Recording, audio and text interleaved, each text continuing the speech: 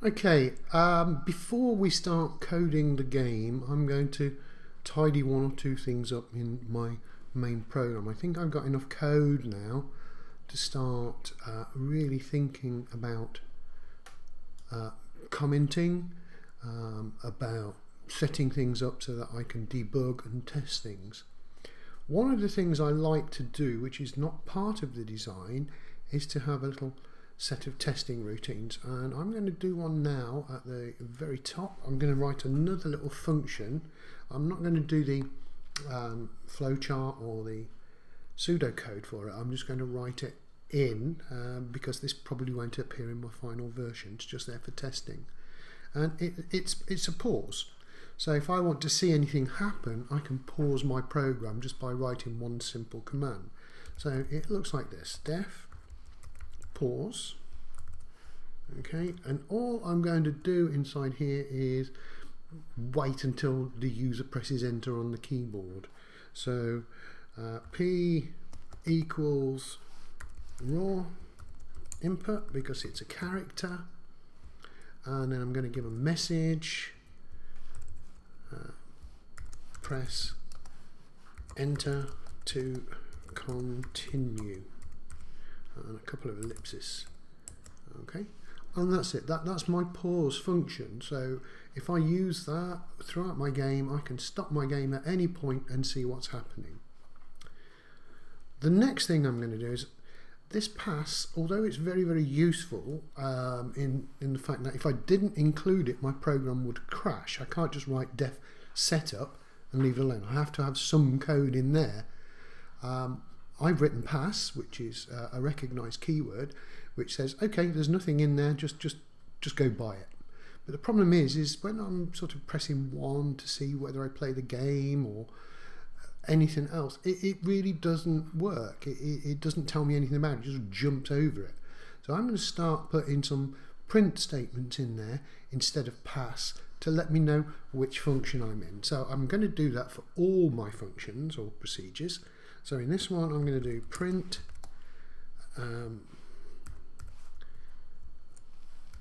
setup, so I know which function I'm in, and then I'm going to use my pause.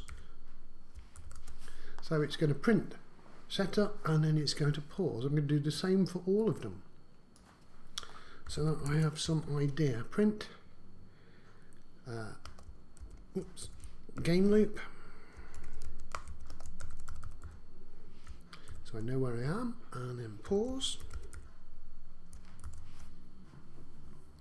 End game the same. Print end game, and then pause. And in play game, I'm going to do the same thing. Print play game, and then pause, and that's it. The rest of the functions have been written, so I don't need to pause them at all. This is really going to help me find out where I am in my program. So I'll show you what I mean. I think the only one that we've got is when we choose to play the game here. Okay, it will run this procedure and it will print play game on the screen, and then it will stop and wait. So let's save it and run that program, and you'll see it in effect. So there we go. So if I press 1 now, instead of it just jumping back to the menu, it will print play game and then wait for me to press a key to continue. I've got to press enter. I can't press any other key, so press enter, and then I carry on back through my game. So if I press 3 now to quit, there we go, thanks for playing. So I've got a little debugging routine there with this. So I'm going to start adding comments to my code.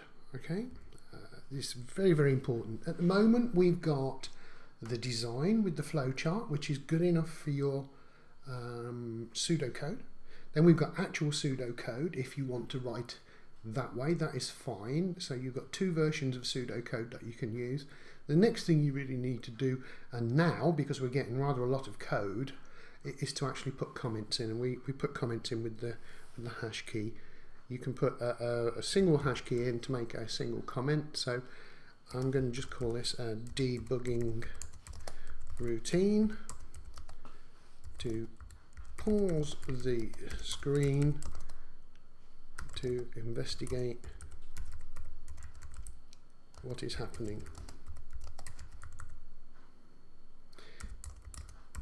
Sometimes I might want to have more than one line of code for my comments.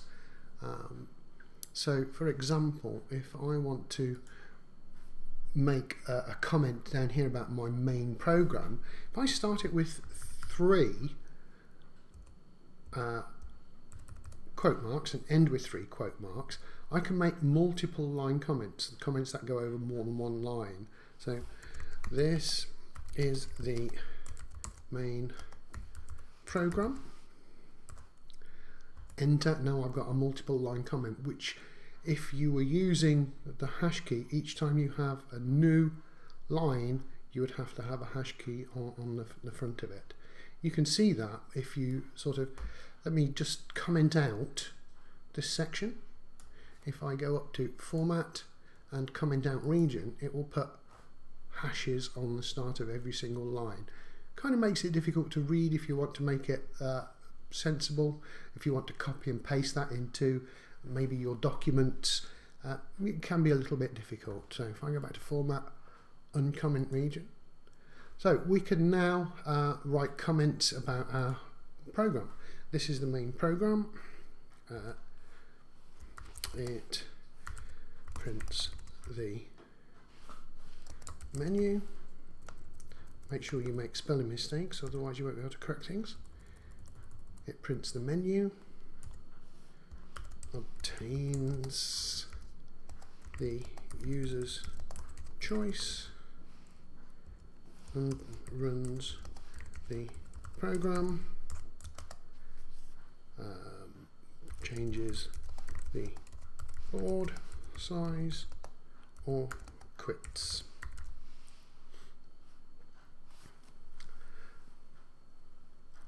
So there's a multi-line comment that's just helping me when I need to copy and paste that into my documents. So here I'm going to make a single line comment. Shows the program main menu to the user.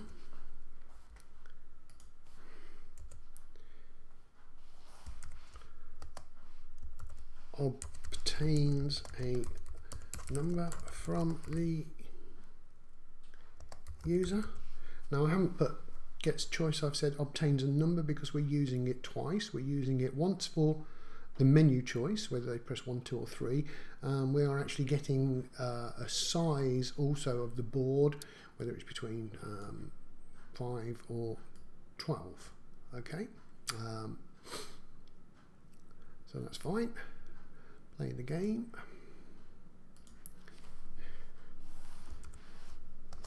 The main game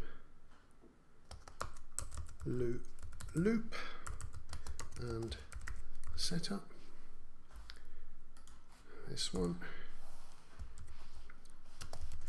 Choose level of difficulty. Smaller number means harder game.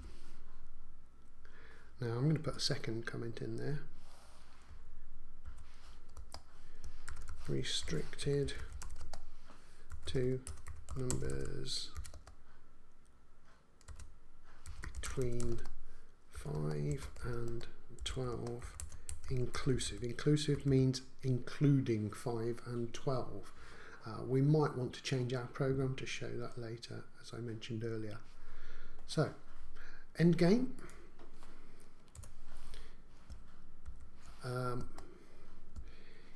Give game statistics and congratulation or fail message. The game loop, that is the loop for controlling the game from start to finish. So there we go, one more, setup. The setup is going to be responsible for creates the board and items for the game, which we need to go into detail. So now I have got comments on all of my functions. Okay, so I'm ticking all the boxes for my controlled assessment.